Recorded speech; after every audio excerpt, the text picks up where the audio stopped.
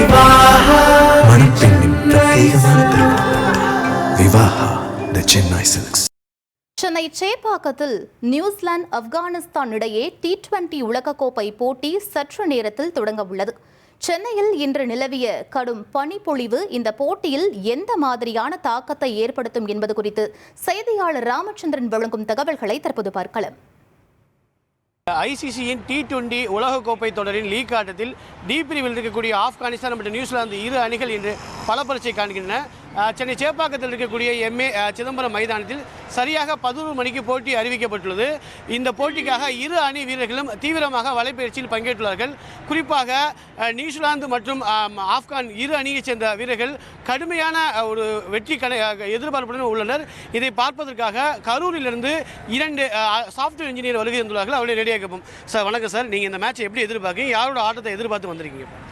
ரெண்டு டீமுமே வந்துட்டு நல்ல குவாலிட்டியாக இருக்கக்கூடிய டீம்ஸு, ஓகேங்களா. ஸோ நெக் டு நெக் இந்த மேட்ச் போகணும்னு எதிர்பார்க்குறோம். ரொம்ப த்ரில்லராக இருக்கும்னு எதிர்பார்க்குறோம். ஒரு நல்ல கேம் ஆஃப் கிரிக்கெட் நாங்கள் இதில் எதிர்பார்க்குறோம். ஒன் சைடாக போகாமல் லாஸ்ட் வரைக்கும் மேட்ச் போனால் நல்லா இருக்கும்னு எதிர்பார்க்குறோம்.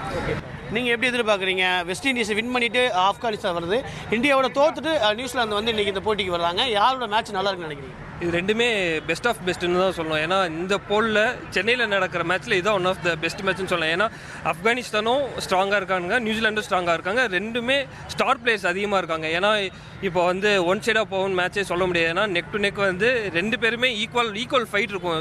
சென்னையில் நடக்கிற மேட்ச்சில் இது one of the best match. ஏன்னா ஒரு சைடு பார்த்தீங்கன்னா பேட்டிங் பவுலிங் எல்லாத்துலேயுமே நியூசிலாந்து ஸ்ட்ராங்காக இருக்காங்க. ஃபீல்டிங் அஃப்கோர்ஸ் ஆப்கானிஸ்தான் பார்த்தீங்கன்னா அவங்களும் பவுலிங் வைஸ் பேட்டிங் வைஸ் எல்லாமே ஸ்ட்ராங்காக இருக்காங்க. ஏன்னா இது வந்து இவங்க தான் ஜெயிப்பாங்க அப்படிங்கிறது ஈஸியாக வந்து நம்ம ப்ரெடிக்ட் பண்ண முடியாத நல்ல மேட்ச் இது. நிச்சயமாக. அதாவது இன்று நடக்கக்கூடிய இந்த மேட்சில் பார்த்தீங்கன்னா மிக்சல் தலைமையிலான நியூசிலாந்து அணியும் அதே போல் ரஷீத் கான் தலைமையிலான ஆப்கான் அணியும் இன்று களம் காண்கின்றன. இந்த போட்டியை பொறுத்தவரை மேற்கிந்திய தீவு அணிகளை வெற்றி பெற்று T20 வெற்றி பெற்று ஆப்கானிஸ்தான் அணி மிகுந்த வெற்றி முனைப்புடன் இந்த களம் காண்கின்றது. அதே போல் மிச்சல் தலைமையிலான நியூசிலாந்து அணியை பொறுத்தவரை இந்தியாவுடன் கிட்டத்தட்ட 4 T20 போட்டியில் தோல்வியுற்று இந்த போட்டியில் களம் காண்கிறது. நியூசிலாந்தில் பேட்டிங் பவுலிங் சிறப்பாக இருப்பதாகவும் அதே போல் பவுலிங்கில் இன்னும் சிறப்பாக தனது செயல்திறனை வெளிப்படுத்த வேண்டும் என்ற ஒரு எதிர்பார்ப்பு உள்ளது.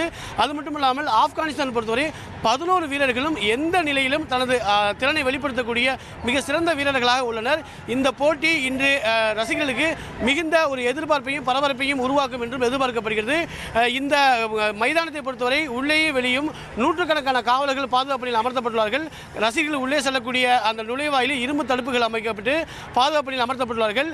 மேலும் நேற்றை விட இன்று பனிப்பொழிவு அதிகமாக இருப்பதால் பந்து வீச்சாளருக்கு சவாலாக இருக்கும் என்றும் எதிர்பார்க்கப்படுகிறது. மணப்பெண்ணின் பிரத்யேகமான திருமணம் விவாஹா தி சென்னை சில்க்ஸ்.